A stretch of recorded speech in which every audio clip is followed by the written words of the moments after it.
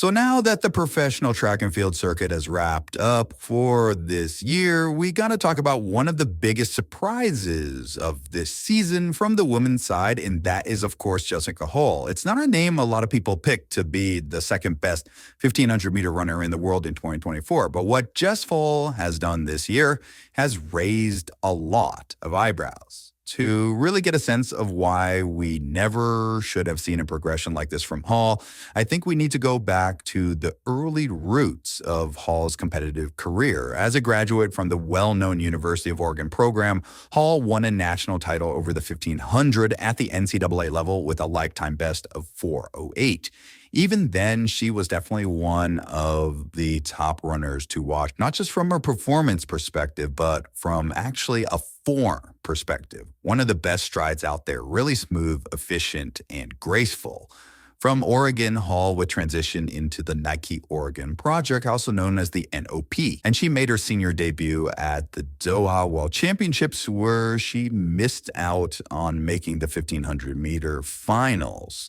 From there, Hall would continue to make progress, even as the Nike Oregon Project disbanded shortly after Hall went pro. She'd get herself a spot at the 2021 Tokyo Olympics, where she'd break 4 and run an area record of 3:58.81 and eventually finish 11th in the finals. Hall would then continue to chip away at her time with a 3:57 personal best in 2023 after running a 3:59 in 2022. However, this is where things get crazy unbelievable. Hall dropped 7 seconds off her personal best at Paris Diamond League 2024 with a 3:50 area record clocking, catapulting her into the upper echelon of 1500-meter greatness and almost staring the undisputed GOAT of the event right now, Faith Kipyegon, who ran a ridiculous 3:49 world record.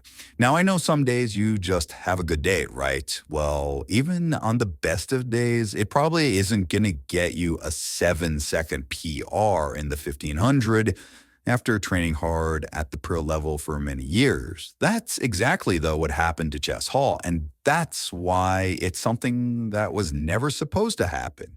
But why did it happen? Well, I guess you could make a strong argument Kipyegon helped her out a lot here. She was essentially the pacemaker for Hall, who held on to run a huge PB, something that I think a lot of runners can probably relate to when you just get pulled along by someone fast. But there's also some people that think this progression is, well, suspect.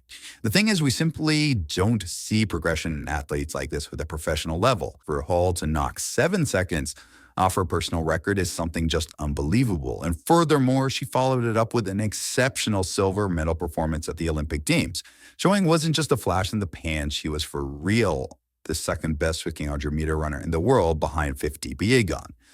I'm obviously really happy for Hall and all she accomplished this year. I think if there has to be a story that no one saw coming in track and field, this is one of the top ones. And it'll be interesting to see, where does Hall go from here? Does she plateau at 350, or does she continue to progress and even begin to challenge the undisputed GOAT in her event, Faith Kipyegon? Or if Kipyegon decides to move up in distance, does Hall become the queen of the 15? We'll have to see, but if you enjoy athletics coverage like this, be sure to like and subscribe. See you in the next one.